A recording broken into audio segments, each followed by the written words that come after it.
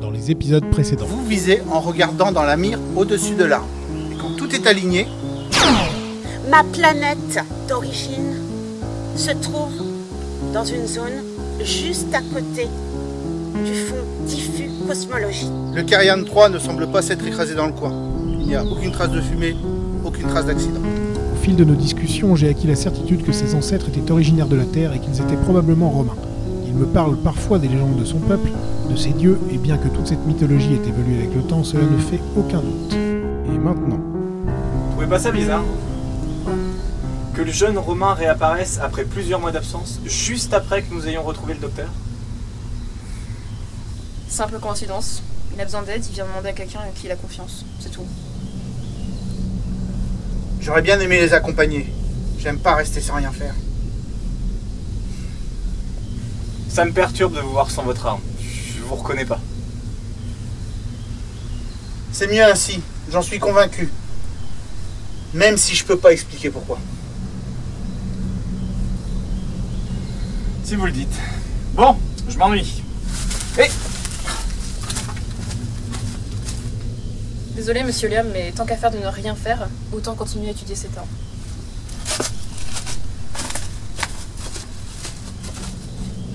vous auriez pu m'aider à me relever?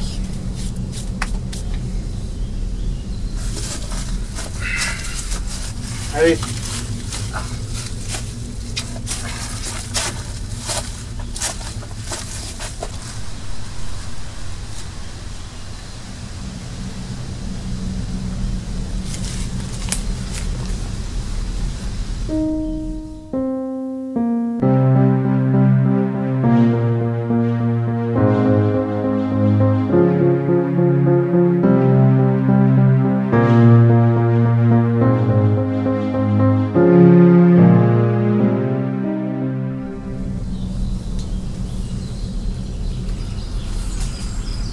Et le petit homme qui parle très fort, avec toi, c'est ton chef? Ah non. Heureusement, c'est le jeune frère de notre capitaine. Très intelligent, mais niveau diplomatie, on passera. Et ton chef, il est où? Ça, j'aimerais bien le savoir. Même si je l'aime pas lui non plus. Tu n'aimes pas ton chef? Pas vraiment non. C'est quelqu'un qui tolère pas trop ceux qui sont pas comme lui. Mais il sait commander, je peux lui reconnaître ça. Chez nous, le chef, c'est celui qui plaît le plus. On l'aide si besoin. Ce serait bien si c'était comme ça. Sur Terre, il y a beaucoup de chefs qui deviennent chefs par hérédité. Par hérédité? Oui, enfin, c'est une façon de parler. Les rois étaient rois de père en fils. Les politiciens s'arrangeaient pour que leurs enfants accèdent à des postes de haute importance, si tu veux. Mais dans le cas d'Isaac, c'est son charisme qui l'a placé là. Mais il est à l'image de notre groupe, ouais. Ton groupe? Oui, enfin, pas les quelques-uns que t'as déjà vus. Mais le groupe dans son ensemble.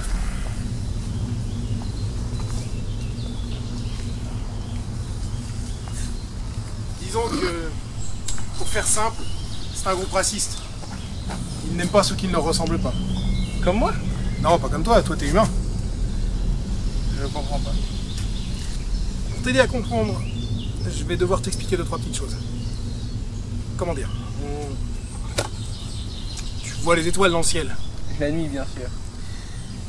Imagine que ces étoiles sont très loin, très très très loin. Et assez souvent, autour de ces étoiles, il y a des planètes qui tournent. Des terres comme celle-ci et comme celle de nos ancêtres. Et sur ces planètes, de temps en temps, il y a d'autres espèces. Et nous, les humains, depuis environ un siècle, on en a rencontré. D'autres hommes? Pas vraiment d'autres hommes, d'autres espèces. Parfois avec des hommes et des femmes, mais très différents de nous.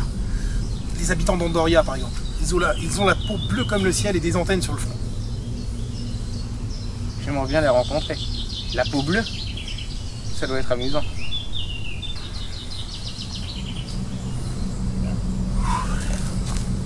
Mais toi, pourquoi es-tu avec ton groupe si tu ne les aimes pas?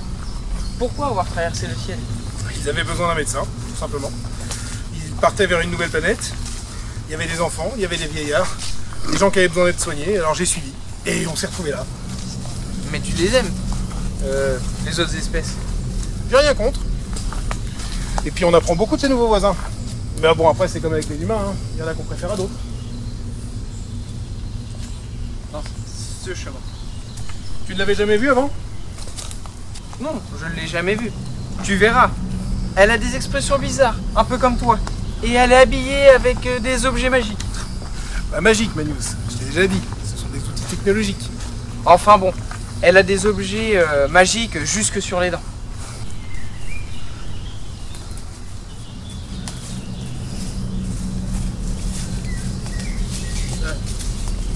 Attends. Elle dormait. Tu as vu ses dents. Bah oui, j'ai vérifié. Un esclave qui a toutes ses dents a plus de valeur. C'est plus fort que toi. Je me suis dit qu'avant de la prendre comme esclave, valait mieux te la montrer.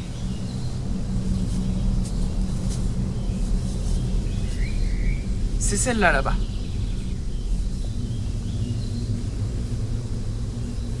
Comment crois-tu qu'ils vont réagir? Je sais où tu veux en venir. Je ne rentrerai pas dans ce jeu-là. Je ne fais qu'obéir à Orlan. Ce n'est pas un jeu. Orlan ne joue pas. Mais cela va à l'encontre des règles du projet. Toi, tu souris à mes dépens. Nous verrons bien s'ils apprécient le cadeau. C'était quand même surprenant qu'il te demande de libérer cette petite. Ouais. Tout comme te parler avec l'un d'eux et lui révéler tant de choses. Quelque chose a changé.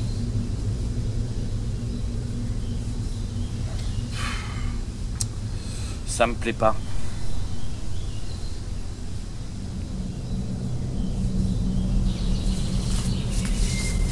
Attends, Manius.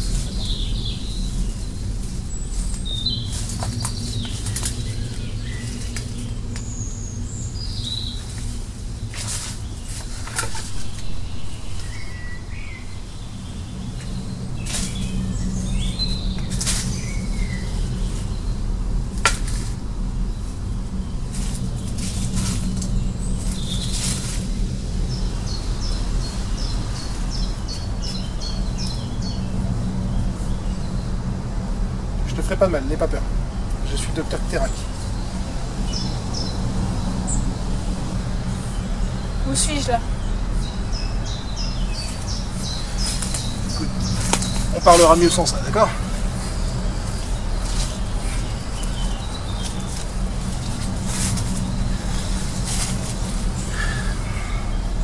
Comment t'appelles-tu? Marie McLean.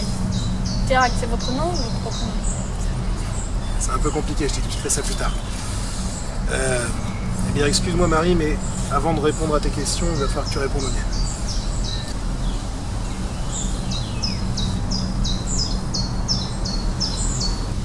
D'accord. Tout d'abord, quelle est ta date de naissance? Le 26 décembre 2004, pourquoi? Et où vis-tu? À Aubagne en Écosse. Ouais. En Écosse, le Royaume-Uni donc. Non, je suis écossaise, pas anglaise. J'avais cru comprendre que les Écossais et les Anglais ne s'aimaient pas trop. Les Anglais ont la peau bleue. Non, non, ils sont comme toi et moi. Mais les Anglais et les Écossais ont longtemps été en guerre, alors ça laisse des traces. Pourquoi il parle de peau bleue? Il est débile ou quoi? Pas du tout. Mais sa culture est différente de la tienne, et de la mienne. Je vais essayer de répondre à tes questions. D'accord? Tout à l'heure, je t'ai demandé ta date de naissance et tu m'as demandé pourquoi. Voici un petit indice. Moi, je suis né en 2147. Et a priori, nous sommes actuellement en 2184. Tout comme toi, je suis humain. Mais je suis né sur Mars, où les humains ont fondé une colonie en 2103. D'accord? Les enfants nés sur Mars n'ont pas de nom ni de prénom. Juste une forme de code. Terak, ça correspond à ce nom de code. Vous vous foutez de ma gueule? Vous essayez de me dire que j'ai voyagé dans le temps? C'est une blague. Non, pas tout à fait. Mais j'ai une théorie. Nous sommes ici sur une planète qui est très loin de la Terre, mais peuplée d'humains. Je ne sais pas combien. Nous avons tous été amenés ici par les primes des extraterrestres dans le but de nous étudier. Je pense que tu es resté en stase pendant très longtemps et qu'ils viennent juste de te réveiller, en fait.